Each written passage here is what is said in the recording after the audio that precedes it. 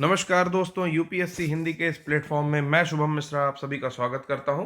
तो दोस्तों, हमने दो लेक्चर्स लिए हैं जिसमें पहले लेक्चर में हमने देखा कि किस प्रकार से ब्रह्मांड की उत्पत्ति होती है, जीवों की उत्पत्ति शुरू होती है, किस प्रकार से लैमार्क, डार्विन और ह्यूगो डिवरीज की थ्योरीज आती हैं और उनका मत रहता है कि अलग अलग मत है। लैमार्क कहते हैं कि उपार्जित लक्षणों की वंशानुक्रम का सिद्धांत देते हैं। डार्विन कहते हैं कि जो फिट होगा वो सरवाइव करेगा, सर्वाइवल ऑफ द फिटेस्ट का देते हैं। ह्यूगो डिवरीज उत्परिवर्तनवाद का सिद्धांत देते हैं। और इस क्रम में फिर हमने दूसरी क्लास में इससे फर्दर आगे बढ़ते हुए देखा कि विज्ञान की जो शाखाएं हैं उनके जनक का क्या नाम है। जैसे बायोलॉजी और जूलॉजी जो है उसके जनक का नाम अरिस्टोटल या अरस्तु है। बॉटनी के जो है आपके वो थियोफ्रेस्टस है। कार्ल लैंडस्टीनर जो है वो आपके ब्लड रुधिर समूह के हैं। इसी प्रकार हिपोक्रेटस आते हैं आपके चिकित्सा विज्ञान के। ठीक है। फिर पैलियोबॉटनी के आते हैं बीरबल साहनी, जिनका इंस्टीट्यूट मैंने बताया था आपको कि लखनऊ में स्थित है। इसी तरह कार्ल लैंड स्टीनर आते हैं। ठीक है। कैरोलस लीनियस आते हैं टैक्सोनॉमी के, वर्गीकी के। और कार्ल लैंड स्टीनर का मैंने आपको बता दिया। ठीक है। एडवर्ड जेनर आते हैं। एडवर्ड जेनर जो है आपका एंटीबायोटिक का, चेचक के टीके का आविष्कार किया है उन्होंने। जो चेचक का टीका होता है, ठीक है, उसका आविष्कार करते हैं तो इन्हें आप एंटीबायोटिक का कहते हैं। फिर पाश्चराइजेशन या पाश्चुरीकरण का या मतलब जो भी माइक्रो ऑर्गेनिज्म होते हैं उनको खत्म करने के लिए पाश्चराइजेशन का लुई पाश्चर ने किया है। इस प्रकार कई सारे साइंटिस्ट जो है वो फादर होते हैं कई सारे ब्रांचेस के, जैसे जेनेटिक्स के हैं ग्रेगर जॉन मेंडल सर। और इसी क्रम में हम लोग आगे बढ़ते हैं। फिर हमने पढ़ा कि कुछ ऐसे भी जीवधारी जंतु या फिर पादप समूह पाए गए जो कि दो किंगडम के लक्षणों को परिलक्षित करते हैं, मतलब दो किंगडम के जो विशेषताएं हैं उनको परिलक्षित करते हैं। इसी प्रकार एक आर्कियोप्टेरिक्स पाया गया। इसका जो स्केलेटन पाया गया या फॉसिल पाया गया, जीवाश्म पाया गया, उसमें देखा गया कि रेप्टाइल्स यानी कि सरीसृप और पक्षी यानी कि अवीज समूह दोनों के गुण थे। सपोज करिए कि एक ऐसा सांप जिसके पंख भी हो। ठीक है। तो इस प्रकार का आर्कियोप्टेरिक्स का जो है जीवाश्म पाया गया। फिर यूग्लीना जो कैरेक्टर होता है उसमें फंगस और एल्गी यानी कि कवक और शैवाल दोनों के गुण होते हैं। अभी आप ये चीजें पढ़ लीजिए। मैं आगे आने वाले समूह, मतलब जो भी लेक्चर्स मेरे आगे आ रहे हैं उसमें विद डायग्राम मैंने कोशिश की है कि एक एक चीज दिखा करके एक्सप्लेन की जाए। ठीक है। फिर इसी क्रम में हमने फिर कुछ कुछ प्रश्नों को हल किया और फिर हमने और भी कुछ स्पेसिफिक चीजें पढ़ी। जैसे हमने पढ़ा पोमोलॉजी क्या होता है। ठीक है। फलों का अध्ययन। हॉर्टिकल्चर क्या होता है। ठीक है ना। फिर हमने पढ़ा आपका एंटोमोलॉजी, मैंने बताया था कि कीट विज्ञान होता है। उसके बाद सबसे स्टार्टिंग में हमने पढ़ा कि एग्रोस्ट्रोलॉजी हमने पढ़ा। एग्रोस्ट्रोलॉजी मतलब होता है घास से संबंधित क्षेत्र का अध्ययन। ठीक है ना। हाइड्रोपोनिक्स के बारे में हमने चर्चा की थी। फिर एपीकल्चर पढ़ा। एपीकल्चर जो होता है मधुमक्खी पालन, उसका होता है सेरीकल्चर, सिल्वीकल्चर। ठीक है। इस प्रकार से हमने 10-12 कल्चर्स और 10-12 लॉजीज जो भी होती हैं उनके बारे में जानने की कोशिश की। अब सबसे बड़ा चैलेंज ये आता था कि जैसे पृथ्वी पर जो भी जीवधारी उपस्थित है उसमें कुछ जानवर हैं, कुछ पादप हैं, कुछ आकाश में उड़ने वाले हैं यानी कि अवीज हैं, कुछ एम्फीबियन है, उभयचर है जैसे मेढक, जिसका साइंटिफिक नाम राना टिग्रीना है, या फिर कुछ रेप्टाइल्स हैं जैसे सरीसृप हो गया। ठीक है। इसके बाद छिपकली हो गई। ये सरीसृप है, पेट के बल चलते हैं।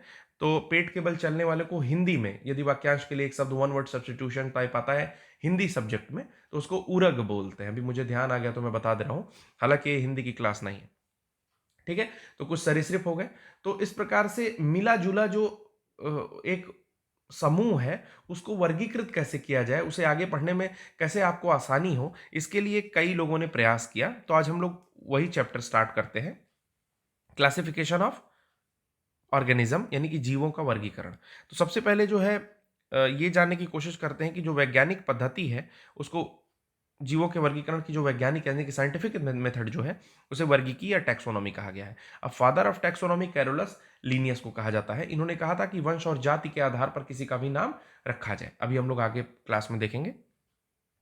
जीवों के वर्गीकरण के 4 चरण हो सकते हैं। पहला है कि जीवों की पहले पहचान करिए, ठीक है, आइडेंटिफिकेशन करिए। फिर उसका वर्ग विभाजन करिए कि नहीं ये इस वर्ग में रहना चाहिए। फिर उसका नामकरण करिए, जिसका मैंने आपको बताया कि फादर ऑफ टैक्सोनॉमी कौन था, कैरोलस लीनियस थे। फिर वर्गीकीय अनुक्रम आता है, यानी कि टैक्सोनॉमी हायरार्की आता है कि कौन सा ऊपर होना चाहिए, कौन सा नीचे होना चाहिए, ठीक है, वर्गीकरण में। अब कैरोलस लीनियस जो है वो एक स्वीडिश वैज्ञानिक हैं, यानी कि स्वीडन के रहने वाले हैं। और इन्होंने अपनी एक बुक लिखी है सिस्टमा नेचुरी, ठीक है। तो इस बुक में इन्होंने पहले प्लांट और एनिमल को अलग अलग किया। फर्दर इसमें एनिमल चूंकि एक बड़ा सेक्शन था और इन्हें पहचानने में भी आसानी थी, इसलिए उन्होंने स्तनधारी यानी कि मैमल्स, पक्षी यानी कि एवीज, उभयचर यानी कि एम्फीबियन, मत्स्य यानी कि पिसीज, कीट यानी कि वर्म्स और कीड़े यानी कि इंसेक्ट, इस तरह से उन्होंने इसको बांट दिया। फिर एक महोदय आते हैं, विटेकर महोदय। विटेकर महोदय ने जो अपना मत दिया वो ये दिया कि जीवों को कुल 5 जगत में बांटा जाए, ठीक है। 5 बिग किंगडम, ठीक है ना। तो 5 ऐसे बड़े किंगडम या जगत बनाए जाएं जिसमें हम लोग जीवों को पूरी तरह से क्लासिफाई कर जाए। तो एक यूनिवर्सल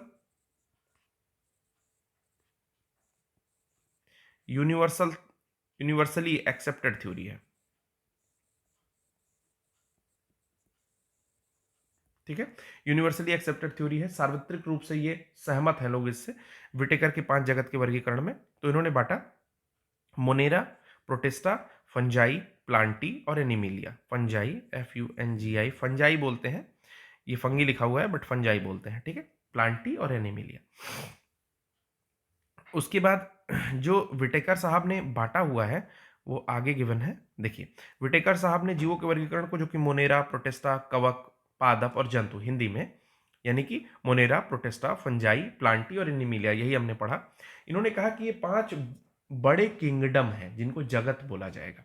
अब ये किंगडम फर्दर क्लासिफाई होते हैं संघ, वर्ग, गण, कुल, जाति और वंश में, ठीक है। यानी कि पीसीओ फैक्स में, आप इंग्लिश में अगर पढ़ेंगे तो पीसीओ फैक्स, जो कि ईजियर है हिंदी से, हिंदी थोड़ी सी कंफ्यूजिंग है यहाँ पर, तो हम लोग इंग्लिश में ही पढ़ लेते हैं। पी से हो गया फाइलम, सी से हो गया क्लास, ओ से हो गया ऑर्डर, एफ से हो गया फैमिली, जी से हो गया आपका जीनस और स्पीसीज। यानी कि इन 5 बड़े जगत को, इन 5 बड़े किंगडम्स को फर्दर अगर डिवाइड किया जाएगा तो इस प्रकार से किया जाएगा कि फाइलम होगा, क्लास होगा, ऑर्डर होगा, फैमिली होगी, जीनस होगा और फिर स्पीसीज होगा, ठीक है। ये एक बांटने का क्रम बनाया RH विटेकर साहब ने, ठीक है। फिर अब हम लोग यहां पर आ जाते हैं कि अब स्टार्ट हुआ कि नाम कैसे रखते हैं। जैसे मान लीजिए कि आप कोई व्यक्ति देख रहा हो, उसका नाम कुछ भी हो, बबलू हो, ठीक है, बबलू यादव हो, ठीक है, या फिर किसी का नाम, जैसे मान लीजिए निशांत सर का नाम निशांत त्रिपाठी है, गौरव सर का नाम गौरव त्रिपाठी है, ठीक है ना। तो नाम कैसे रखा जाए, कि निशांत रखा जाए किधर, त्रिपाठी किधर रखा जाए, ठीक है, या मेरा ही नाम शुभम किधर किधर रखा जाए, मिश्रा किधर रखा जाए, या बबलू किधर रखा जाए, यादव किधर रखा जाए। तो ये जो डिवीजन है, ये जैसे जो आपको नाम में दिखता है, इसी प्रकार जो हमारे जीव जंतु हैं उनकी भी भैया नाम रखने की कुछ तो कोशिश होनी चाहिए थी। तो ये डिमांड हुई कि सबका नाम होना चाहिए, सबका प्रॉपर नाम होना चाहिए, और वो पुकार का नाम नहीं होना चाहिए, जो कॉल नेम्स होता है कि, सॉरी, कॉल नेम्स मतलब गाली होता है, गाली देना, ये एक फ्रेज है। तो मतलब ये पुकार का नाम नहीं होना चाहिए, ऐसा साइंटिफिक नाम होना चाहिए जो हर जगह एक्सेप्टेड हो, कि इंडिया में भी वही बोला जा रहा है, इंडिया के हर क्षेत्र में वही बोला जा रहा है। और फिर आप यूनाइटेड किंगडम में चले जा रहे हैं, यूके में चले जा रहे हो, या फिर अगर रशिया में जा रहे हो, या फिर कनाडा में जा रहे हो, या फिर USA, कहीं भी जाते हो तो आपको सेम नाम मिले। ऐसा ना हो कि पप्पू का नाम वहां बदल कर जो है फिलिप हो जाए, ऐसा नहीं हो सकता, ठीक है। तो उसके लिए एक साइंटिफिक नाम और यूनिवर्सली एक्सेप्टेड थ्योरी दी गई। तो उसमें क्या किया गया कि 2 नाम होते थे, पहले भाग में वंश लिखते थे और दूसरे भाग में जाति। जैसा मैंने अभी बताया कि पहले में जीनस लिखोगे और दूसरे में स्पीसीज। जैसे मैंने पीसीओ फैक्स जो बताया आपको, पीसीओफैक्स में जीनस और स्पीसीज के आधार पर नाम का वर्गीकरण होना शुरू हुआ। तो ये दिया कौन? कैरोलस लिनियस महोदय ने ही अपना प्रपोजल दिया कि भाई ऐसे नाम रखा जाए। तो उस हिसाब से कुछ नाम गिवन है जो इंपॉर्टेंट है, उस पर टिक लगी हुई है। जैसे मानव का नाम हो गया होमो सैपियंस, ठीक। तो होमो क्या है? इसका जीनस है, और स्पीसीज क्या है? सैपियंस, ठीक। फिर आता है तेंदुआ, पैंथेरा पार्डस। बाघ, जो कि आए दिन एग्जाम में भी पूछा रहता है, वनडे एग्जाम में अक्सर, नहीं तो मैच करने के लिए आयोग के एग्जाम में, पीएससीज में। Panthera tigris. पैंथेरा लियो है आपका शेर, जिसको बाघ मतलब शेर मतलब बब्बर शेर जो होता है, ठीक है ना, एशियाटिक लायन। मटर का है पीसम सटाइवम इंग्लिश में, या हिंदी में पाइसम सटाइवम। बिल्ली का है फेलिस कैटस, तो बिल्कुल कैट जैसा है।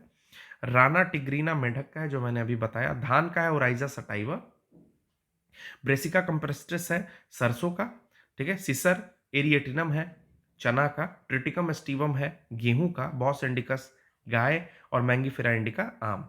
मैं आपको ये सजेशन दूंगा कि ये जो नाम लिखे हुए हैं, इसको आप 2 से 3 बार बस गो थ्रू हो जाइए, रटने की कोई जरूरत नहीं है, क्योंकि जब भी पीएससीज में पूछता है तो मोस्ट ऑफ द टाइम वो मैच द फॉलोइंग करके ही पूछता है।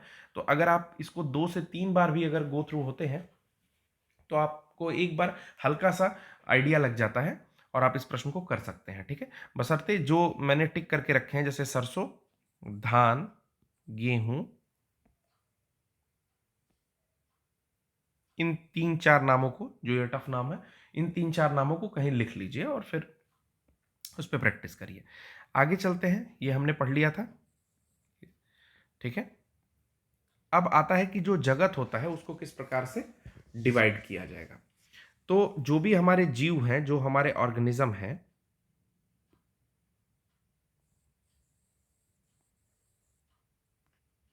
जो हमारा ऑर्गेनिज्म है उसको किस प्रकार से डिवाइड करते हैं, तो पहले प्रोकैरियोट और यूकैरियोट में कहते हैं, ठीक है। तो मैंने आपको बताया था कि प्रोकैरियोट क्या होता है। प्रोकैरियोट मतलब आदिम जीव, जो जीव या जो जीवधारी या जिस प्रकार के पादप पृथ्वी पर सबसे पहले पैदा हुए, वही प्रोकैरियोट जीव है, ठीक है। और उनके बाद जो फर्दर उनमें थोड़ी सी कॉम्प्लेक्सिटीज बढ़ती हैं, और आज हमारे जैसे वर्टिब्रेट्स यहां पर खड़े हैं, यानी कि रीढ़ कशेरुकी वाले, ये आपके यूकैरियोट में आते हैं, ठीक है। प्रोकैरियोट के अलावा जितने भी जीवधारी दिखते हैं, जितने भी पादप दिखते हैं, सब यूकैरियोट के अंदर में क्लासिफाई किए जाते हैं। तो प्रोकैरियोट में आता है मोनेरा, जो पहला जगत था मोनेरा, ठीक है ना। मोनेरा जगत एक, यानी कि किंगडम एक है। फिर यूकैरियोट, फर्दर एक चीज और बतानी थी मुझे, राइबोसोम्स बताना था। जैसे प्रोकैरियोट जो होते हैं वो चूंकि आदिम जीव होते हैं, ठीक है ना, तो यही पृथ्वी पर सबसे पहले आए, तो इनका जो राइबोसोम है वो 70s होता है। ये जानकारी के लिए बस आप याद रख लीजिए, इसको आगे मैं पढ़ाऊंगा तो समझ में आ जाएगा राइबोसोम क्या होते हैं और 70s 80s क्या क्लासिफिकेशन। यूकैरियोट का जो राइबोसोमल क्लासिफिकेशन है वो 80s क्लासिफिकेशन, ठीक है। फिर आते हैं जगत एक, मैंने यहां पर किंगडम 1 आपको पढ़ा दिया है, ठीक है। दूसरा आता है, जो यूकैरियोट होते हैं वो फर्दर 2 भाग में बढ़ते हैं, एक यूनिसेलुलर, एक मल्टीसेलुलर, एक कोशिकीय और बहुकोशिकीय। एक कोशिकीय जीव में आता है प्रोटिस्टा, यानी कि इस जो किंगडम का नाम है वो है प्रोटिस्टा, जो कि एक कोशिकीय होता है, ठीक। अब उसके अंदर में अगर फाइलम में जाएंगे, जो पीसीओफैग्स में आप पी पढ़े हैं, यानी कि फाइलम जब पढ़े हैं, तो उसमें जब जाएंगे तो प्रोटाजोआ आएगा, ठीक है। प्रोटोजोआ आएगा, वो अभी हम लोग नहीं पढ़ेंगे, बस हम किंगडम किंगडम पढ़ते हैं। जैसे जगत 2 जो है उसका नाम है प्रोटिस्टा, ठीक। फिर एक कोशिकीय में प्रोटिस्टा हो गया, लेकिन बहुकोशिकीय फर्दर डिवाइड हो गई। बहुकोशिकीय में 2 तरह के आते हैं, एक होते हैं कोशिका भित्ति के बिना, और एक होते हैं कोशिका भित्ति के साथ, यानी कि with cell wall, without cell wall. तो सबसे पहले आते हैं विद सेल वॉल को पढ़ने के लिए, कोशिका भित्ति के साथ, यानी कि कोशिका भित्ति जिसमें उपस्थित है, यानी कि ऐसी सेल, जो बहुकोशिकीय में ऐसी सेल जिसमें कोशिका भित्ति उपस्थित है, यानी कि उस सेल के बाहर जो है, ऐसा समझ लीजिए कि एक वॉल उपस्थित है, एक दीवार उपस्थित है, ठीक है ना, सेल्यूलोज की एक दीवार उपस्थित है। तो ये जो कोशिकाएं होंगी, ये मेनली पादप कोशिकाओं में ही पाया जाता है, ठीक है ना, या पादप लाइक यानी कि प्लांट लाइक सेल्स में पाया जाता है। इसीलिए प्लांट जो होता है वो कठोर होता है और हमारा शरीर या जंतु का शरीर जो होता है, जीव जंतु का शरीर, वो कोमल होता है, आप देखेंगे। जबकि प्लांट को आप छुएंगे, वो भले से अभी अपनी प्रारंभिक अवस्था में है, वो उतना कोमल नहीं होता है, वो टाइट होता है, कठोर होता है, ठीक है। तो अब कोशिका भित्ति सहित में भी यानी कि विद सेल वॉल में भी दो पार्ट बंटता है। एक जो ऑटोट्रोप्स होते हैं यानी कि प्रकाश संश्लेषण कर लेते हैं, और एक जो प्रकाश संश्लेषण नहीं कर पाते हैं। तो जो प्रकाश संश्लेषण नहीं कर पाते हैं उनको हम लोगों ने जगत 3 में बांटा है, जो आएंगे फंगस, ठीक है ना, ये फंजाई ये। और जो आपके जगत 4 हैं यानी कि प्लांट 4 हैं, वो होता है प्रकाश संश्लेषण करने वाले, ठीक है। इसमें आता है आपका प्लांटी, जो मैंने बताया था।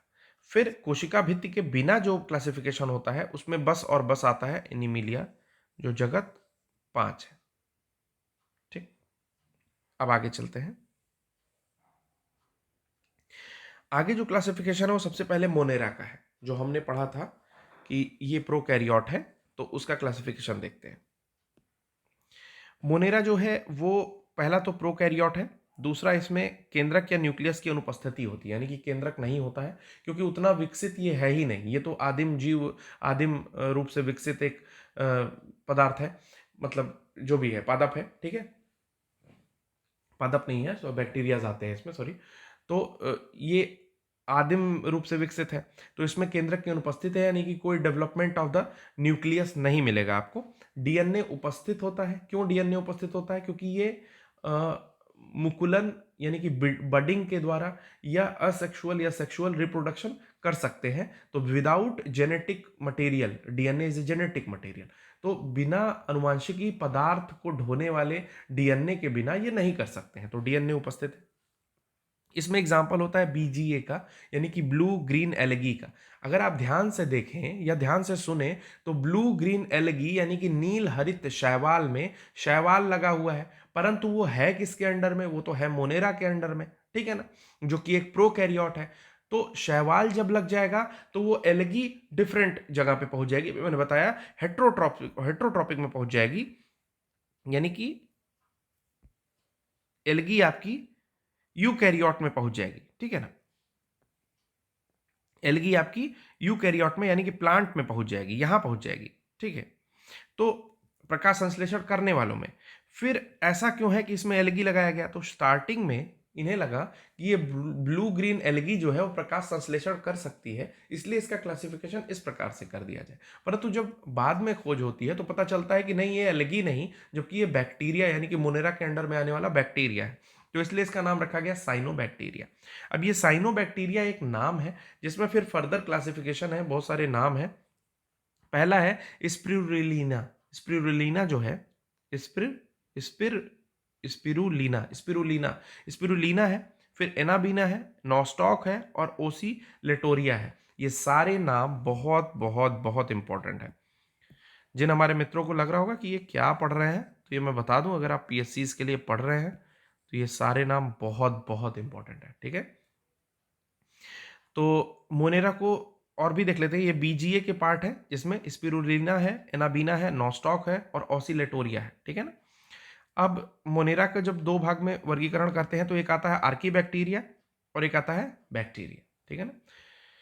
आगे आते हैं बैक्टीरिया जो है या तो ऑटोट्रॉप्स होते हैं यानी कि स्वपोषी होते हैं, या तो हेट्रोट्रॉप्स यानी कि विषमपोषी होते हैं या परपोषी होते हैं, ठीक। जो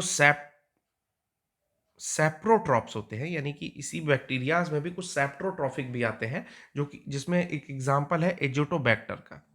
ये क्या करते हैं? सेप्रोट्रॉपिक यानी कि मृतोपजीवी, जो भी सड़े गले कार्बनिक पदार्थ हैं, ठीक है, जो बैक्टीरिया उन्हें खाते हैं, उन पर जीवित रहते हैं, उन्हें हम लोग सेप्रोट्रॉपिक या मृतोपजीवी बैक्टीरिया कह रहे हैं। जैसे इसमें एक एग्जांपल है एजोटोबैक्टर। एजोटोबैक्टर जो है सड़े गले जो भी कार्बनिक पदार्थ है उन्हें खाएगा, मृत पदार्थों को खाएगा।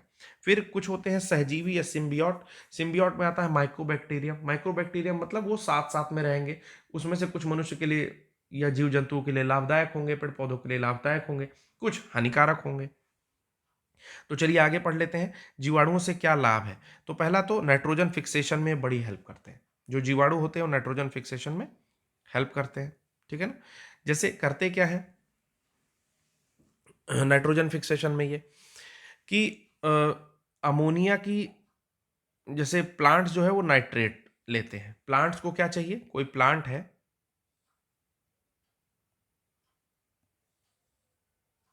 कोई प्लांट है, इसके जड़ों को नाइट्रेट चाहिए, ठीक, इसकी जड़ों को नाइट्रेट चाहिए। और ये जो जीवाणु होते हैं वो वायुमंडल में उपस्थित अमोनिया या आसपास उपस्थित अमोनिया या जो भी अमोनिया इनको मिलती है उसको ये पहले नाइट्राइट में और फिर नाइट्रेट में फिक्स कर देते हैं, यानी कि प्लांट्स के सक करने लायक, लेने लायक बना देते हैं, ठीक है ना। फिर आता है दूध को दही में जमाना, दूसरा चीज है, यानी कि फर्मेंटेशन में लैक्टोबैसिलस, लैक्टोबैसिलस,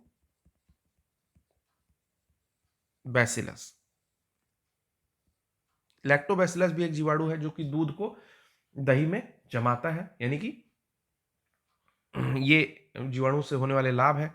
जैविक खाद का उत्पादन, जैसे जो भी सड़े गले कार्बनिक पदार्थ है उसको डिकम्पोज कर देंगे, जैसे एजोटोबैक्टर, एजोटोबैक्टर ने उसको डिकम्पोज कर दिया, उसको खा गया, उसी पे जीवन यापन कर रहा है, तो एक जैविक खाद या मैन्यूअर बन के तैयार हो गया आपका।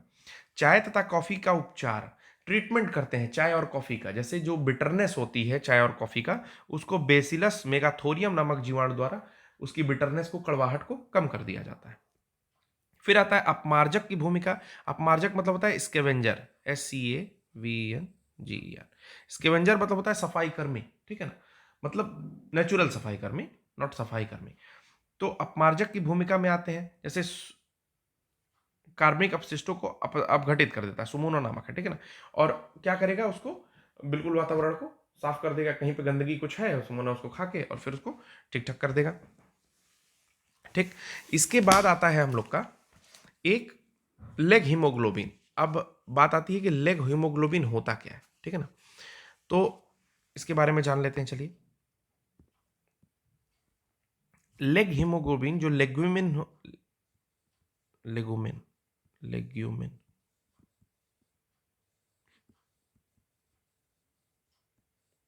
ठीक है ना, दाल वाले लेग्यूमिन कुल के पौधे, ठीक है ना, जिनकी जड़ों में राइजोबियम नामक जीवाणु पाया जाता है, तो वहां पे एक प्रकार का पिगमेंट भी पाया जाता है जिसको बोलते हैं लेग हीमोग्लोबिन, ठीक है ना। ये लेग हीमोग्लोबिन जो है, पहला तो आपका पिगमेंट है, तो ये कलर भी देता है व्हाइट कलर का, ठीक है ना। और दूसरा क्या है कि ये जो है नाइट्रोजन फिक्सेशन में भी हेल्प करता है लेग हीमोग्लोबिन, ठीक है ना। फिर हम लोग आगे बढ़ते हैं, आगे बढ़ेंगे तो जीवाणु से होने वाले रोग के बारे में कुछ जानकारी हासिल कर लेते हैं। ये बहुत ही एक ज़बरदस्त जुगाड़ है जो मैं कल बना रहा था, मुझे कहीं कुछ चीज़ें मिली और उसको मैंने जो है अपने तरीके से कुछ बनाने की कोशिश किया। देखिए मैं यही खोज रहा था, सुमोना स्यूडोमोनास, ये स्यूडोमोनास नाम है इसका, ठीक है। आगे चलते हैं। देखिए जीवाणु से होने वाले जो रोग हैं वो और उनके जो भी बैक्टीरियाज हैं उनका नाम, नीट सिप दी कुटी, मतलब एक कुटी है, ठीक है, कुटी जैसा लग रहा होगा आप लोग को, ठीक। यहाँ पर टेबल है, यहाँ पर टेबल है, यहाँ चेयर है, यहाँ चेयर है, बैठे हुए हैं लोग, ठीक है, यहाँ भी बैठे हुए हैं, ठीक, यहाँ बैठा हुआ है इसका दोस्त, ठीक।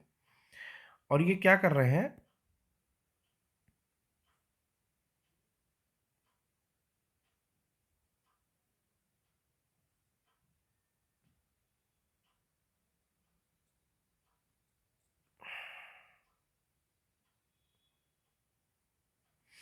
ये लोग नीट सिप ले रहे हैं, समझ रहे हैं आप, नीट तो समझते होंगे ना।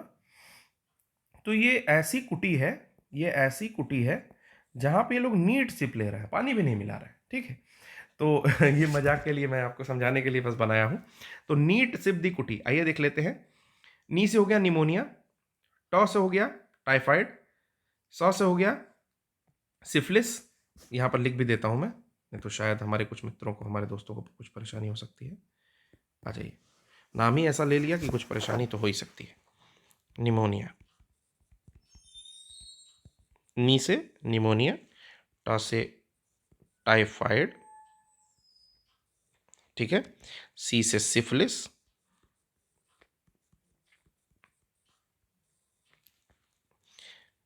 पा से प्लेग,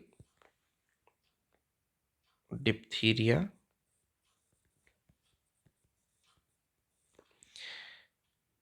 कुष्ठ, टिटनेस, टिटनेस में छोटा टा होता है, चलिए, टिटनेस या टीबी, ठीक है। आ जाइए देख लेते हैं। तो इसको सबसे पहले याद कर लेंगे, नीट सिप दी कुटी ऐसी कुटी है जिसमें लोग नीट सिप ले रहे हैं, ठीक है। तो निमोनिया होता है, ये भी आपकी एक जीवाणु यानी कि बैक्टीरियल डिजीज है जो कि डिप्लोकोकस न्यूमोनियाई से होती है। दूसरा है टाइफाइड होता है, साल्मोनेला टाइफी एक जीवाणु है बैक्टीरिया जिससे टाइफाइड होता है। इसके लिए विडाल टेस्ट करते हैं। अगर किसी को टाइफाइड हो जाता है, रोज शाम में बुखार आ रहा है, तो विडाल टेस्ट कराया जाता है, ठीक है। फिर आता है ट्रिपोनिमा पैलिडम से सिफिलिस होता है, ये सेक्सुअल डिजीज है, ठीक है ना, आपके जननांगों के आसपास होती है। जननांग जानते होंगे, रिप्रोडक्टिव सिस्टम जो है आपका नीचे, ठीक। फिर होता है प्लेग, प्लेग पा से प्लेग यानी कि पास्चरेला पेस्टिस से होता है प्लेग, ये पहले चूहों से फैलता था, आपको पता होगा। उसके बाद है डिप्थीरिया, डिप्थीरिया जो होता है करिन बैक्टीरियम डिप्थीरियाई से होता है, ठीक। नेक्स्ट आता है माइक्रोबैक्टीरियम लेप्री, लेप्री या लेप्रेसी, लेप्रेसी मतलब होता है कुष्ठ रोग, और माइक्रोबैक्टीरियम लेप्री से होता है, इसी से उसका नाम लेप्रेसी पड़ा है। तो कू से कुष्ठ हो गया, और टी से जो है उसका ट्यूबरकुलोसिस हो गया यानी कि टीबी हो गया। टीबी आपको पता होगा, खांसी आने लगती है, लंग्स में होता है, बट टीबी हर जगह हो जाती है, जैसे वोम में हो जाती है, गर्भ में भी टीबी होती है, ठीक है, और डिफरेंट डिफरेंट सेक्टर्स में भी टीबी हो जाती है, ठीक। और ऐसा माना जाता है कि at the time of death, ठीक है ना, मृत्यु के करीब पहुंचते पहुंचते लगभग प्रत्येक व्यक्ति को जो 70 80 90 साल का हो रहा है, उसे टीबी हो ही जाती है, वो पता नहीं चलता है, ठीक है। एपिटाइट यानी कि आहार में कमी हो जाती है, शरीर दुबला हो जाता है, बहुत सारे लक्षण हैं इसके। इसके लिए एमडीटी चलती है, multi drug therapy, MDT, multi drug, MD बीच में आएगा, मल्टी ड्रग थेरेपी चलती है, ठीक है ना। फिर आता है कुष्ठ, कुछ तो हो चुका है, mycobacterium tuberculosis, then tetany. Tetany जो होती है ये नर्वस सिस्टम की एक डिजीज है। इसमें क्या होता है कि जब भी आप मूर्छा लगा कोई भी चीज, या फिर मिट्टी में आपके घाव खुले जो है, किसी तरह से संपर्क में आ गए, तो माइक्रो क्लोस्ट्रीडियम टिटैनी जो है उसमें उपस्थित रहता है, टा है ये। क्लोस्ट्रीडियम टिटैनी जो है उस मिट्टी में या जंग लगी चीज़ों में उपस्थित रहता है, और उससे आपको जो है टिटनेस होने का चांस होता है, ठीक है। पहले ये चीज़ें बहुत ज़्यादा थी, ये थोड़ा सा चूंकि नर्वस सिस्टम की डिजीज है तो लाइलाज टाइप है। फिर आता है, एक आता है ग्राम अभिरंजन टेस्ट अथवा ग्राम स्टेन टेस्ट। ग्राम स्टेन टेस्ट जो है जीवाणुओं के लिए किया जाता है, इसमें धनात्मक जीवाणु और ऋणात्मक जीवाणु में दो प्रकार से बांटते हैं, ठीक है। जो ऋणात्मक जीवाणु होते हैं वो ग्राम टेस्ट में पता चलता है, जिनके पास TOICHOI टैक्वाई नहीं होता है, और जिनके पास होता है वो ग्राम पॉजिटिव कहे जाते हैं। अब जो मैंने एक एग्जांपल यहाँ पर दिया है आपको, जिसका नाम मैं एक बार नहीं ले पा रहा था, spirulina, spirulina, spirulina, spirulina, spirulina जो है ये जादू फूड है। क्या है? जादू है। आप देखेंगे स्पिरुलिना का जो बेनिफिट है वो क्या है, इंक्रीज मेटाबॉलिज्म, यानी कि आपके उपापचय को, मेटाबॉलिज्म मतलब उपापचय हिंदी में, तो मेटाबॉलिज्म को इंक्रीज कर देता है, बढ़ा देता है। बूस्ट इम्यून सिस्टम, आपकी प्रतिरक्षा को बढ़ा देता है। रिड्यूस एंजाइटी, आपकी एंजाइटी को कम कर देता है, आप जो बहुत सारा इधर उधर सोच रहे हैं, परेशान है, एंजाइटी को कम कर देगा। लोअर कोलेस्ट्रॉल, कोलेस्ट्रॉल अब तो ये मैं नहीं बताऊंगा ना, ये तो आपको खुद पता होना चाहिए कोलेस्ट्रॉल क्या होता है, ठीक है। तो इसके लिए कौन सा टेस्ट करते हैं, अभी मुझे थोड़ा सा, लिपिड प्रोफाइल टेस्ट करोगे तो लो कोलेस्ट्रॉल हो जाएगा, मतलब पता चल जाएगा। सपोर्टिंग वेट लॉस, अगर आप वेट लॉस करना चाहते हैं तो सपोर्ट करता है। हेल्प प्रिवेंट कैंसर, कैंसर से भी प्रिवेंट करने में सहायक है स्पिरुलिना, ठीक। रिच इन आयरन, आयरन होता है इसमें 60 to 70% प्रोटीन, मतलब highly rich in protein, protein बहुत ज्यादा होता है। Protein is the building block of the body, मतलब कोई भी टूट फूट हो रही है, मरम्मत हो रही है, तो उसके लिए प्रोटीन बहुत इंपॉर्टेंट है, ठीक है। तो इसमें प्रोटीन भर भर के प्रोटीन है। और B12 भी है, B12 मतलब साइनोकोबालामिन, यानी कि कोबाल्ट की मात्रा होती है, ठीक है। तो सारी अच्छी चीजें इसमें गिवन है स्पिरुलिना में। बात यह है कि इतना हाईलाइट क्यों कर दिया मैंने, हाईलाइट इसलिए कर दिया, ये देखिए DXN स्पिरुलिना यहाँ पे लिखा हुआ है, ठीक। ये नासा का कोई एस्ट्रोनॉट है, और ये देखिए फोटो भी लगा हुआ है, ऐसा नहीं है कि कहीं और से मैंने पाया है। नासा का कोई एस्ट्रोनॉट है जो आपके किसी DXN स्पिरुलिना का ऐड कर रहे हैं ये लोग, कि भाई ये भी लेके जाता है, और ये वास्तविकता है। आप नेट पे सर्च करना, जो भी एस्ट्रोनॉट यहाँ से पैकेज लेके जाते हैं उस स्पिरुलिना भी होती है, ठीक है। तो ये देखिए पाउडर टाइप है, आप इसको नेट पे सर्च करोगे तो गंदी सी एकदम, जो पानियों में हरी हरी सी काई होती है, उसी से रिफाइन करके बनाते हैं। इतना भी ईजी नहीं है आपका खाना, लेकिन ठीक है, अगर मिले तो आप जरूर खाइए, ठीक है। फिर आता है बैक्टीरिया का आकार। बैक्टीरिया के बारे में और भी कुछ पढ़ लेते हैं, मस्ती बहुत हो गई, ठीक है। बैक्टीरिया का आकार, शेप ऑफ द, शेप मतलब होता है आकार,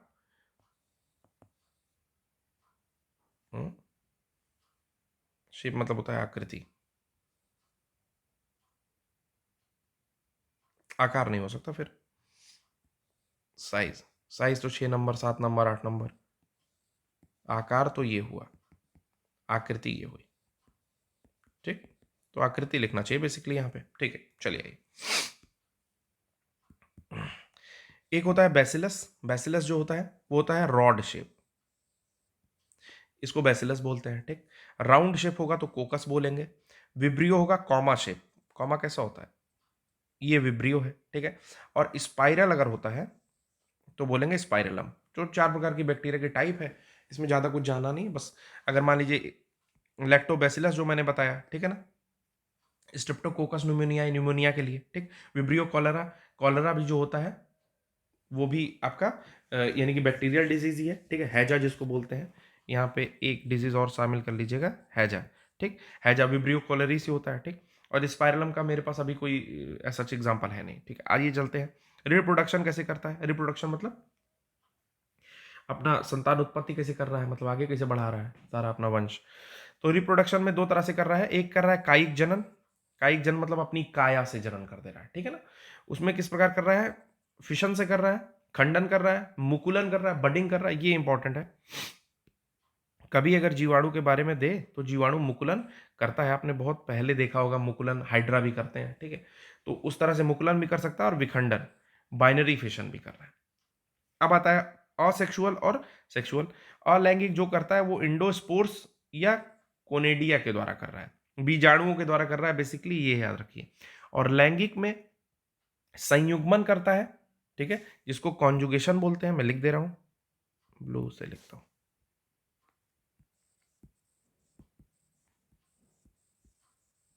कॉन्जुगेशन करता है, ठीक है ना, ट्रांसडक्शन करता है,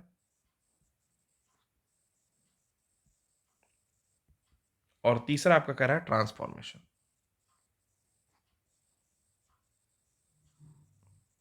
समझ लीजिए क्या होता है संयुग्मन। ये होता है कि एक कोशिका का मिलन, ठीक है ना, एक कोशिका का मिलन दूसरी कोशिका से हो रहा है और डीएनए स्थानांतरित हो रहा है। बस इतना ही प्रोसेस है इनका, डीएनए का स्थानांतरण ही करना है, ठीक। एक कोशिका का मिलन दूसरे कोशिका से हुआ और डीएनए स्थानांतरण हुआ, ठीक। इसको आपका क्या कहेंगे, कॉन्जुगेशन या संयुग्मन कहेंगे, ठीक। लेडरबर्ग महोदय और टेटम ने इसका खोज किया, ठीक। फिर आता है जीन परिक्रमण।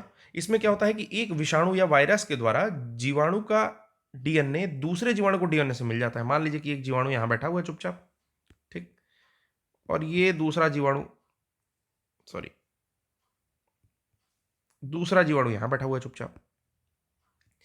अब इस वायरस को, ये वायरस यहां पहुंचा, इनका डीएनए उठाया आपने अंदर, ठीक है, आसपास में चिपका लिया और चला जाके इनको छुआ दिया, ठीक। तो भाई डीएनए का स्थानांतरण हो गया, एक तरीके से जीन परिक्रमण हो गया, तो ट्रांसडक्शन इसको बोलेंगे। तीसरा है रूपांतरण या ट्रांसफॉर्मेशन। अब जीवाणु जो है वो होशियार हो गया है और बाह्य माध्यम, यानी कि जो बाहर का माध्यम है पूरे चारों ओर, इससे अगर अवशोषण करता है तो इसको हम लोग ट्रांसफॉर्मेशन बोलते हैं।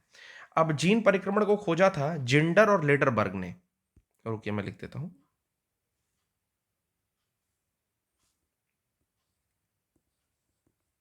जिंडर और लेडरबर्ग, ठीक। और रूपांतरण जो खोजा था वो ग्रिफिथ ने खोजा था।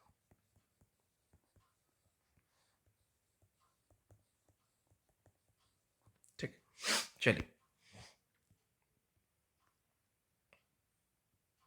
आशा करता हूं इतना आप लोगों को समझ में आया होगा। ठीक, इसके बाद केमोसिंथेसिस क्या होता है? जीवाणु जिस माध्यम से अपना भोजन बनाता है उसको केमोसिंथेसिस कहते हैं। ठीक, कुछ फूड पॉइजनिंग करने वाले भी जीवाणु हैं, जैसे कोलेस्ट्रीडियम बोटुलिनियम, बोटुलिनियम, ये फूड पॉइजनिंग कर देते हैं। कभी कभी ये भी पूछ लेता है कि फूड पॉइजनिंग कौन सा जीवाणु कर रहा है, तो क्लोस्ट्रीडियम बोटुलिनियम। फिर इसमें दो और हैं जो डीनाइट्रोजनीकरण करते हैं, डी नाइट्रोजनीकरण, ठीक है ना।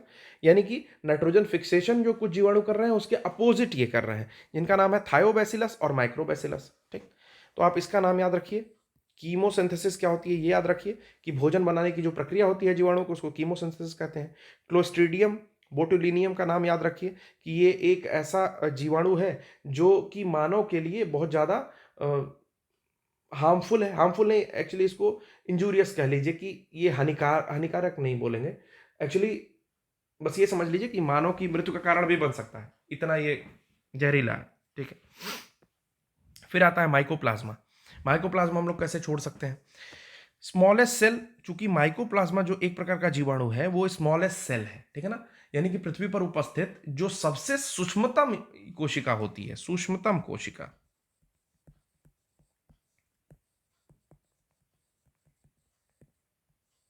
वो आपकी कौन है? माइकोप्लाज्मा।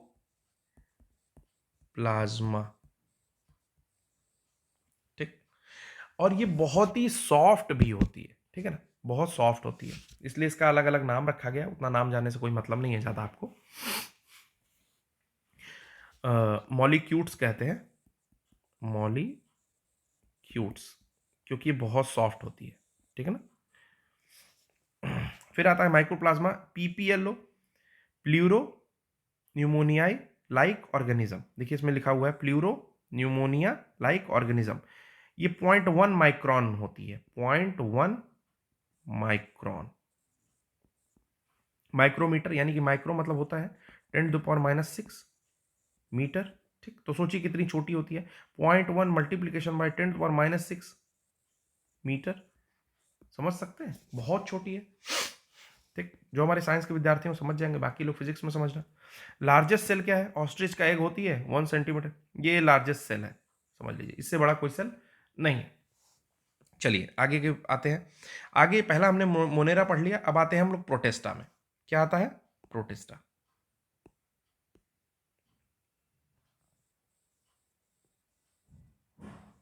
ठीक, प्रोटेस्टा आ गया। तो प्रोटेस्टा जो आपका क्या है? प्रोकैरियोट तो है नहीं, ये तो यूकैरियोट से स्टार्ट हो रहा है ना। तो देख लीजिए एक बार, देखिए जगत में प्रोकैरियोट में मोनेरा है, उसके आगे आ पाएंगे तो यूनिसेलुलर में प्रोटिस्टा पड़ता है। तो हम लोग प्रोटिस्टा स्टार्ट कर रहे हैं। प्रोटिस्टा में केंद्रक उपस्थित होता है। केंद्रक उपस्थित का मतलब कि न्यूक्लियस है और झिल्ली युक्त केशिकांग भी है। झिल्ली युक्त मेम्ब्रेन बाउंड ऑर्गेनेली है, मतलब जो भी ऑर्गेनल्स हैं उसके, जो भी उसके अंग है कोशिका के, वो उस पर मेम्ब्रेन उपस्थित है, यानी कि झिल्ली उपस्थित है। यूनिसेलुलर है, एक कोशिकी है, जिसमें आता है शैवाल, और मल्टी सेलुलर का भी कुछ एग्जांपल है, ठीक है। अब इसको 3 लाइक प्रोटिस्टा में बांटा जा सकता है। पहला है जंतु सम प्रोटिस्टा, मतलब ऐसे प्रोटिस्टा जिनमें जंतुओं के समान जो है क्वालिटी है, वो आ जाएंगे आपका जंतु सम प्रोटिस्टा। फिर आता है पादप सम प्रोटिस्टा,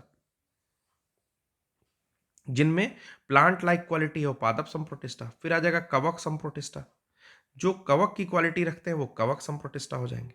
ठीक, इसको भी सुंदर कर दिया जाए, क्यों? आ जाइए।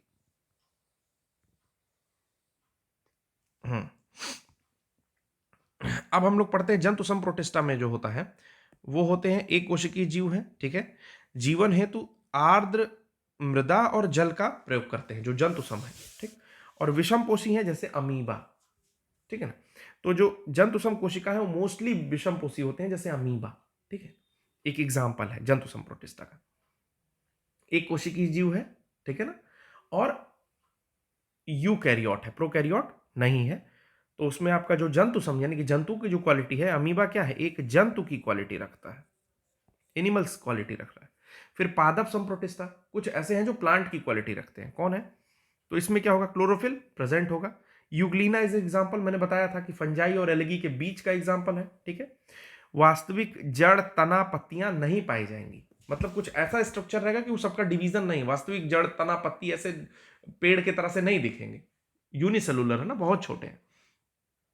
लेकिन इनके चलने के लिए, तैरने के लिए, फिसलने के लिए, आसपास मूव करने के लिए सीलिया यानी कि पक्षांभ और फ्लैजेला यानी कि काशिकाभाएं, कशाभिकाएं, सॉरी कशाभिकाएं, आप इसको इंग्लिश में याद करो, फ्लैजेला और सीलिया उपस्थित होती है, ठीक।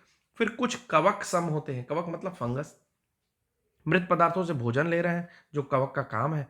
और एक कोशिकीय होते हैं लेकिन कोशिका भित्ति नहीं पाई जाती, ठीक है ना। अब प्रोटेस्टा जगत के कुछ लक्षण देख लीजिए। कह रहा है कोशिका संरचना जो उनकी होती है वो सेल्यूलोज प्रोटीन व सिलिका, सेल्यूलोज प्रोटीन व सेल वॉल होती है, सिलिका नहीं है कुछ, इनकी सेल वॉल होती है, ये समझ लीजिए सेल वॉल है। अगर ये सेल था, ये कोई कोशिका है, तो उसके पास वॉल उपस्थित है, ठीक है ना। ये जो किसकी बनी होती है, सेल्यूलोज की, ठीक। कोशिकांग क्या है, चलने के लिए उनके देखिए लिखा है फ्लैगेला और सीलिया। हरित लवक उपस्थित होता है। प्रजनन दोनों प्रकार से करते हैं, प्रजनन दोनों प्रकार का मतलब हुआ अलैंगिक जनन और लैंगिक जनन दोनों कर रहे हैं। स्वपोषी और परपोषी दोनों होते हैं। मैंने बताया कि कुछ जो है प्लांट की स्ट्रक्चर रखते हैं, तो हरित लवक होता है यानी कि वो स्वपोषी होते हैं, ऑटोट्रॉप्स हो गए, अपना भोजन बनाएंगे। और जो आपका प्लांट लाइक स्ट्रक्चर नहीं रख रहे हैं, ठीक है ना, एनिमल लाइक स्ट्रक्चर रख रहे हैं, जैसे अमीबा मैंने बताया, तो अमीबा जो है परपोषी है, खाएंगे दूसरे। फिर अब उसमें अगर एक एग्जांपल को उठाएं किंगडम को, तो किंगडम फंगस या फंजाई तीसरा, ठीक है ना, जो फर्दर क्लासिफाई होता है। यूनिसेलुलर का तो मैंने आपको एक एग्जांपल दे दिया प्रोटिस्टा। अब मल्टी सेलुलर में आते हैं, देखिए बहुकोशिकीय में आते हैं, बहुकोशिकीय में भी उसमें आ रहे हैं। देखिए एक बार आप ये देखते चलिए, इससे चीजें क्लियर रहेंगी। देखिए हमने यहां पर एक कोशिकीय पढ़ लिया, ठीक है ना, हमने यहां पर एक कोशिकीय पढ़ लिया, ठीक। अब बहुकोशिकीय हमने दो भाग किए, एक कोशिका भित्ति सहित, एक उसके बिना, तो उसमें प्रकाश संश्लेषण जो नहीं करते उसमें आता है फंजाई। तो हम लोग फंजाई स्टार्ट कर। अब आता है किंगडम फंजाई, ठीक है। कुछ लोग फंगी फंगी करते हैं, फंगी कर लीजिए, कोई दिक्कत नहीं। आप कमन क्वेश्चन सही करके आइएगा, चाहे फंगी बोलिए चाहे भंगी बोलिए, कोई दिक्कत नहीं है। तो ये कैसे जीव है, सबसे पहले तो यूकैरियोट है, मुझे भी पता है आपको भी पता है, ठीक है। आप तो इतना यूकैरियोट प्रोकैरियोट कर चुके हो कि प्रोकैरियोट में केवल एक ही आता है, मोनेरा आता है, उसके अलावा कुछ है ही नहीं प्रोकैरियोट, ठीक। तो प्रो मत बनिए, प्रो लगा हुआ है तो समझ लीजिए प्रो मतलब बेवकूफ है, ऐसे समझ लीजिए। ऐसा नहीं कि hero Honda pro, pro fashion pro, ये प्रो वो अब ना प्रो मतलब उसका डिफरेंस अलग नाम है, पहले ही इसका अलग नाम है साइंटिफिक टर्म में, ठीक है। हरित लवक, हरित लवक का अभाव है, संवहनी ऊतक का भी अभाव है। मैं आपको बता दूंगा वेस्कुलर टिश्यू क्या होता है, आगे बताऊंगा मैं उसे, थोड़ा सा यहाँ पर होल्ड ऑन कर लीजिए, बस समझ लीजिए संवहनी ऊतक का अभाव है, हरित लवक का अभाव है। तो हरित लवक जब नहीं है तो क्या खाना बना सकते हैं, खुद बताओ, आप नहीं बना सकते हैं, ठीक है। Yes you all are nodding your heads, ठीक है, इन निगेशन, आप नहीं कर रहे हो। फिर आ गया कोशिकाएं, काइटिन, कोशिकाएं जो होती हैं वो आपका सेल्यूलोज का बना होता है, काइटिन, काइटिन की बनी होती है, ठीक है, एक प्रकार की प्रोटीन है, जैसे ईस्ट, मशरूम इसके एग्जाम्पल है। एक कोशिकीय और बहुकोशिकीय दोनों हो सकते हैं, ठीक है। मैंने आपको बताया कि बहुकोशिकीय में ही मैंने इसका क्लासिफिकेशन किया, परंतु कुछ कुछ एग्जाम्पल एक कोशिकीय भी मिलते हैं। जो शरीर होता है वो थैलस के रूप में होता है, ठीक है, थैला समझ लो, थैलस के रूप में होता है, यानी कि ऐसे समझ लो, यही है शरीर। अब इसमें क्या पत्ती क्या जड़ क्या तना, आप बताओ। कोई विभाजन नहीं है। ये है मान लीजिए फंगस, तो कोई विभाजन नहीं है। सहजीवी कवक, अब कवक के भी कई सारे टाइप हैं, जैसे सिम्बियोटिक कवक आते हैं, लाइकेन और माइकोराइजा, ये सहजीवी हैं, मतलब किसी के साथ जीवन यापन कर रहे हैं। ये बहुत ही इंपॉर्टेंट है, बहुत बहुत बहुत इंपॉर्टेंट है। मैं तो कहता हूं कि हर एग्जाम में एक क्वेश्चन तो यहां से आ ही जाता है, ठीक है, हर एग्जाम में एक क्वेश्चन आ जाता है अगर ठीक से पेपर बनाया गया तो। ठीक, फिर आता है परजीवी कवक। परजीवी कवक जो है मानव को क्षति भी पहुंचाता है, जैसे एस्परजिलस एक कवक है जो मानव को क्षति पहुंचाता है, क्षति नहीं, उसकी ब्रोंकाइटिस को, यानी कि मानव के फेफड़े के अंदर जो होता है एल्वेलाई और ब्रोंकाइटिस जो फेफड़े के अंदर है उसको तबाह करके रख देता है, फंगस बना लेगा, आपके फेफड़े में फंगस लग जाएगी, सांस नहीं ले पाओगे, ठीक है, दमा जैसी स्थिति हो जाएगी, सांस फूलना जिसको कहते हैं वो सब हो जाएगा। उसके अलावा एठोदिया और पैरासिटिका भी है जो कि परजीवी कवक है। परजीवी मतलब पैरासिटिक फंगस है, ठीक है। फिर आते हैं मृतोपजीवी कवक, यानी कि सैप्रोफिटिक या सैप्रोफाइटिक जो भी बोलिए, मृतोपजीवी कवक दूसरे के ऊपर जीवन यापन कर रहे हैं, उसको खा के खत्म करेंगे, जैसे म्यूकर, राइजोपस और मार्शेला। नाम याद रखना है, ठीक है। देखिए जो मैं आपको बता रहा था,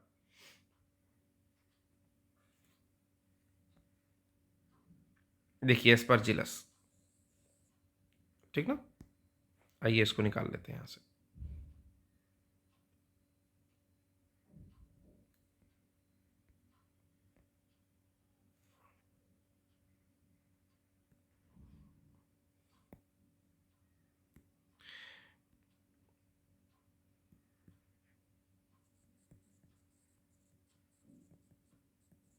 ठीक है, एस्परजिलस, एस्परजिलस जो होता है देखिए कुछ इस तरह का स्ट्रक्चर है, कितना खूबसूरत सा लग रहा है आपको, ठीक है ना, जैसा लग रहा है कोई बॉल है, कोई कोई कोई डेकोरेशन का आइटम है। लेकिन होते क्या है इसके जो बेटा, मतलब सॉरी दोस्तों, जो इसके पोर्स होते हैं ना, छोटे छोटे स्पोर्स जो होते हैं, ये ऐसे ऐसे आपके सांस के माध्यम से चले जाते हैं आपके ब्रोंकाइटिस में, ठीक है ना, ब्रोंकाइटिस मतलब ये फेफड़ों में चले जाते हैं, ठीक। फेफड़े में क्या करते हैं, फंगल ग्रोथ शुरू कर देते हैं, इसमें फंगल ग्रोथ शुरू कर देते हैं, हर जगह स्पॉट बना देंगे, अपनी कॉलोनी बना लेंगे, ये हमारी कॉलोनी है, आक्रमण, ठीक है, और फिर आदमी का खेला खत्म करने लगेंगे, ठीक है। दूसरे के राज्य पे अधिकार करेंगे तो क्या करेंगे, हनन ही तो करेंगे, तो हनन कर रहे हैं शरीर का। अब आप दवा कराओगे, दौड़ोगे इधर उधर, आपको पता ही नहीं है कि क्या सूंघ लिए थे, स्पर्जिलस सूंघ लिए थे, उसी से दिक्कत हो रही है। चलिए आइए, कवक का महत्व। अपशिष्ट अपशिष्ट पदार्थों का वेटन करते हैं, कौन से करेंगे, जो डीकम्पोजर सैप्रोफिटिक टाइप है वो वेटन करेंगे, जैसे मुकर, राइजोपस और मार्सेला। मुकर नहीं नाम है, इसका नाम है म्यूकर। भोजन के रूप में प्रयोग किए जाने वाले अगेरिकस मशरूम होता है, जैसे ये जो है ये अगेरिकस मशरूम है, अगेरिकस मशरूम, ठीक। नेक्स्ट है प्रतिजैविकों के निर्माण के लिए penicillin, streptomycin, streptomycin,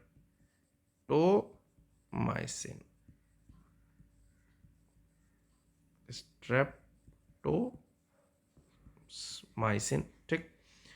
neomycin, Terramycin इत्यादि जो है प्रतिजैविक यानी कि एंटीबायोटिक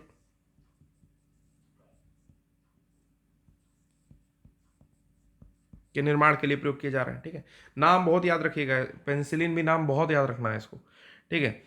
जैसे ये जो आप मशरूम खाते हैं जाके खरीद के लाते हैं, इसका नाम है अगेरिकस, देखिए कितना खूबसूरत सा मशरूम है। बताइए इसमें कहाँ पत्ती है, कहाँ तना है, कहाँ जड़ है, वो आप बस कह देंगे कि ऐसा कुछ नहीं है, इसमें कोई क्लासिफिकेशन ही नहीं है, ठीक है।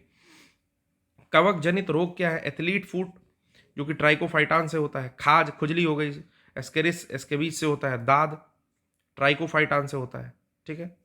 गंजापन हो रहा है, मेनिंजाइटिस हो रहा है, मेनिंजाइटिस मतलब जैसे आपका ब्रेन है, बेसिकली बच्चों में होता है लेकिन फिर भी जान जाइए, मेनिंजाइटिस है मतलब ब्रेन है, ब्रेन के ऊपर जो है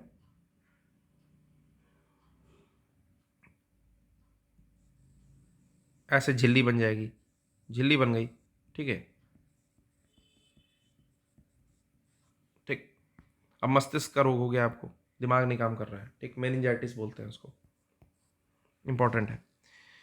फिर इसमें दो चीज पढ़ लेते हैं, जैसे हमने आपको यहाँ पे पढ़ाया है, पहला सहजीवी कवक में लाइकेन और माइकोराइजा, इसके बारे में पढ़ लेते हैं क्योंकि बहुत ही इंपॉर्टेंट है।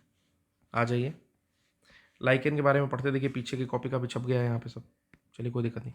ठीक है, लाइकेन जो होता है द्वैध पादप है, द्वैध शासन नहीं बेटा, द्वैध पादप। ठीक है ना, बाई कैमरल मत करिए आप, ठीक है ना, द्विसदनात्मक कार्यवाही, चाहे डायरार्की मत करिए, द्वैध शासन। लाइकेन जो है द्वैध पादप है, द्वैध पादप मतलब दो गुण है भाई इसके। क्या है, पहला तो ये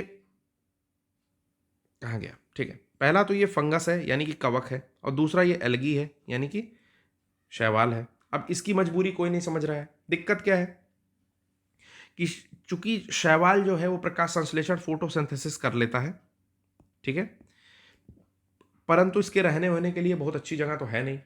तो जब इसके साथ कवक मिलता है तो इन दोनों को प्यार हो जाता है, और प्यार होता है तो सब कहते हैं कि हम अपना घर साथ में बसाएंगे। तो ये सब अपना घर साथ में बसा देते हैं। फंगी जो है, फंगाई जो है, सॉरी, कवक जो है, वो कहता है कि मैं तुम्हारे लिए मृदा मतलब मिट्टी और अन्य रहने का साधन और जो तुम्हें जरूरत होगी वो मैं तुम्हें प्रदान करूंगा, तुम बस मेरी हाउस मेकर बन जाओ। तो शैवाल कहती है कि ठीक है, चलिए मैं आपके लिए जो है खाना बनाऊंगी। तो प्रकाश संश्लेषण के थ्रू खाना बना रही है, ठीक है, प्रकाश संश्लेषण के लिए खाना बना रही है। और फंगस जो है वो आपका क्या कर रहा है, शेल्टर प्रोवाइड करा रहा है। ठीक है, तो ये है इन दोनों लोग का चक्कर। अब कुछ प्रकार के लाइकेन होते हैं जो बहुत इंपॉर्टेंट भी हैं, जैसे पेल्टीजेरा लाइकेन होता है, डॉग बाइट, कुत्ता काट लिया तो पेल्टीजेरा लाइकेन जो है इंपॉर्टेंट होता है। फिर ये एयर पोल्यूशन का इंडिकेटर है। लाइकेन जो होता है ये वायु प्रदूषण का सूचक है, ठीक है, और उसमें भी सल्फर डाइऑक्साइड का, उसमें भी सल्फर डाइऑक्साइड का। जब सल्फर डाइऑक्साइड की मात्रा अधिक होगी तो पता चल जाएगा लाइकेन के रंग उड़ने से, या कुछ कुछ सिम्टम्स होते हैं कि हाँ भाई देखिए ऐसी स्थिति है कि लाइकेन में जो है कुछ परिवर्तन देखे जा रहे हैं, तो यहाँ पे सल्फर डाइऑक्साइड का प्रदूषण या एयर पोल्यूशन ज़्यादा हो गया। ठीक, तो ये होता है लाइकेन। देखिए बेटा, छोटा सा लाइकेन एक तरह की काई है बेटा, काई। ठीक है बच्चों, ठीक है फ्रेंड्स, तो ये एक तरह की काई है लाइकेन। आगे देखते हैं माइकोराइजा, नाम में तो राइजा लगा है, देखते हैं राजा है कि नहीं है। ये भी एक प्रकार का सिम्बियोट है, सहजीवी है। करता क्या है, जो बड़े पादप होते हैं, जैसे मान लीजिए ये पौधा है, बड़ा हो रहा है, मक्के का पौधा, छोटे में नहीं बड़े में बड़ा हो रहा है, इसको बहुत सारे फास्फोरस की जरूरत है। तो ये कवक क्या करेगा कि आपका यहीं इनके जड़ों के पास आएगा और इनकी जड़ों से जो है इसको प्यार हो जाएगा, कहेगा ठीक है अब हम दोनों भी साथ में घर बसाएंगे। ठीक, तो मक्के का पेड़ कहेगा भाई तुम मेरे लिए क्या करोगे यार, तुम क्या कर सकते हो मेरे लिए, तो ये कहेगा मैं तुम्हें प्यार दूंगा, पी फॉर फास्फोरस या प्यार। ठीक, तो ये इसको फास्फोरस नाम का प्यार देगा इसकी जड़ों को, और इसकी जड़ें फास्फोरस लेंगी और वो मिनरल से इसके में जो है वृद्धि हो रही है। ठीक है, और मतलब बहुत सारी चीजें आसान हो जा रही हैं फास्फोरस मिलने से किसी पौधे को। ठीक, और बदले में इसको क्या मिल रहा है, तो ये इनकी जड़ों से कुछ चीजें खा पी ले रहा है अपना चूस के, ठीक है, अपने चूषक ग्रंथियों के द्वारा खा पी ले रहा है। तो यही माइकोराइजा है। देखिए क्या है, ये कवक और बड़े वृक्षों के समीप, जड़ के समीप पाया जाता है, यानी कि फंगस और बड़े वृक्ष की जड़ें, इन दोनों में जो है प्यार मोहब्बत है। ठीक, तो कवक जो है फास्फोरस का एब्जॉर्प्शन, अवशोषण बढ़ा देता है, और कवक को बदले में क्या मिलता है, भोजन की प्राप्ति मिलती है उससे। ठीक, अमेंशिया जो है बहुत डेंजरस है, नॉन एडिबल है। ये भी एक प्रकार का फंगस है जो कि नॉन एडिबल है, खाने वाला नहीं है। ये बिल्कुल मशरूम के जैसा दिखता है। ठीक है, तो हो सकता है कभी कभी आप मशरूम खरीदने के चक्कर में अमेंशिया खरीद लें जो कि नॉन एडिबल है। ठीक है, हानिकारक ही नहीं, जहरीला भी है। और दूसरा है लिटमस पेपर। लिटमस पेपर जो होता है वो भी आपके